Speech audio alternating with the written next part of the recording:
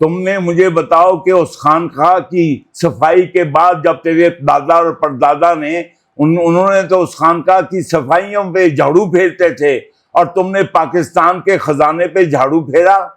तुम्हारी तोंतें और तुम्हारे बैंक बैलेंस जो हैं ये क्यों इतने मोटे हो गए, तुम्हारे पजेरों और तुम्हारी बातें, और खड़े होके वकला में और शोरा की तरह ये आके खिताब करता है। और तू मेरे बच्चों को क्या बता कि आर्मी तेरे जो मदरसों के बच्चे शहीद हुए, जो मेरी बाएं बहनें बेटियां, जो पुलिस के अहलकार, जो एफसी के अहलकार, जो रेंजर्स के अहलकार, जो हैं एपीएस स्कूल के बच्चे, जो हमारे आर्मी नेवी एयरफोर्स के जो लोग शहीद हुए वो तेरे टैक्स के पैसे से वो शहीद हुए। शर्म कर, तुमने ये तोहमत लगा के इस्लाम के फलसफा शहादत की जो है तहकीर की है, तकजीब की है।